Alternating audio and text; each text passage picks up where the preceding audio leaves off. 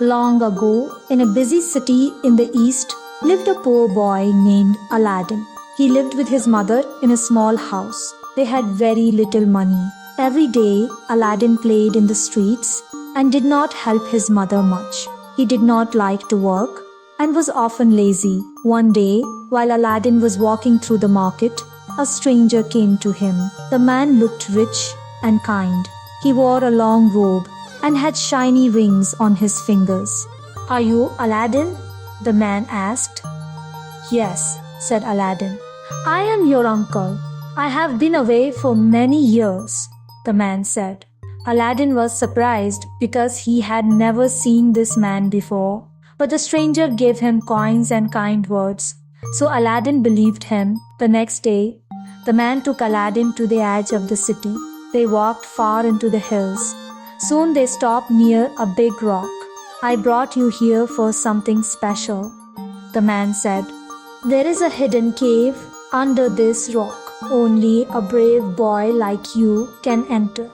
He lit some powder and suddenly the rock opened. A staircase appeared. "Go down and bring me the old lamp you find there. Do not touch anything else," the man said. Aladdin was afraid, but he walked down into the dark cave.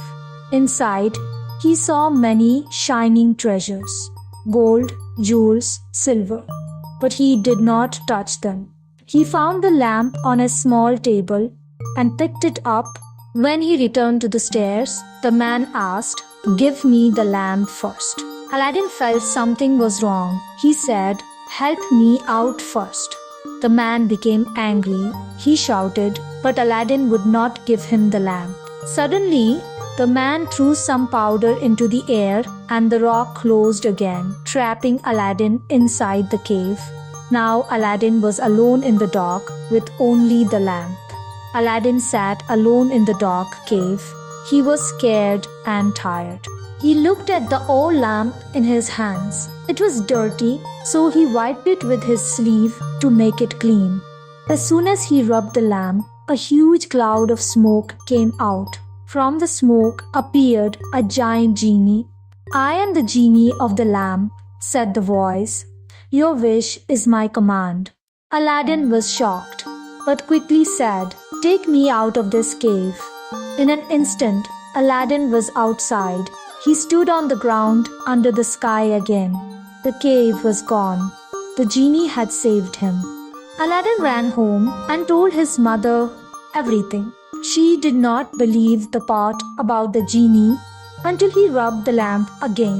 The genie appeared and asked, "What is your wish?" Aladdin's mother asked for food. The genie brought silver plates full of tasty meals. They ate well that day. From that time on, whenever they needed anything, Aladdin rubbed the lamp. The genie brought food, clothes, and gold. Slowly, Aladdin and his mother became rich. But Aladdin kept the lamp a secret. Only he and his mother knew about it. As the years passed, Aladdin grew into a smart and kind young man. He still lived with his mother, but now they had a big house. People in the city began to respect him, though no one knew where his wealth came from. One day, the Sultan's daughter, Princess Badroulbadour, passed through the streets on her way to the bathhouse. She was hidden behind curtains, but Aladdin saw her face for just a moment. That moment was enough. Aladdin fell in love. He went home and said to his mother, "I want to marry the princess." His mother was shocked. "You cannot marry a princess." But Aladdin said, "Let's try." He gave her a bag full of gold and jewels and asked her to visit the Sultan. She went to the palace and waited with other people who brought gifts. When it was her turn, she gave the Sultan the gifts from Aladdin. The Sultan was surprised by the treasure. He had never seen such beautiful gems. "These are amazing," said the Sultan. Tell your son that I will agree if he builds a palace for my daughter more beautiful than anything in the world. That night he rubbed the magic lamp and told the genie, "Build me a palace. It must be grand and full of gold, with gardens and fountains." By morning, a shining palace stood near the Sultan's palace. It had tall towers, golden walls, and jewels on every door. The Sultan was amazed. He agreed to the marriage, and soon Aladdin and the princess were married in a grand ceremony. The people of the kingdom cheered for the new prince. Aladdin and the princess moved into the magical palace. They were happy, and the Sultan grew to love Aladdin like a son. Far away, the evil man who had tricked Aladdin in the cave heard about the grand palace and the young prince who rose from poverty. He guessed the truth. Aladdin had found the magic lamp. "I must get it back," the man said. He put on a disguise and traveled to the city where Aladdin lived. One day, when Aladdin was out, the evil man walked near the palace. He carried a bag full of new lamps and shouted, "New lamps for old, new lamps for old." The princess heard him from her window. She didn't know the lamp was magical, and she thought it was old and dirty. She told a servant, "Take this old lamp and bring me a shiny new one." The servant gave the magic lamp to the man and returned with a clean lamp. The evil man smiled. He now had the genie's lamp. That night, he rubbed the lamp and said, "Genie, take Aladdin's palace and the princess far away to my home in the desert." In a flash, the palace disappeared. The Sultan woke up and was shocked. His daughter and Aladdin were gone. He grew angry and ordered his soldiers to find Aladdin. But Aladdin was already outside the city, looking for the missing palace. He had no idea what had happened until he asked people if anyone had seen a man trading new lamps for old ones. Then he knew the man had stolen his magic lamp. Aladdin now knew the truth.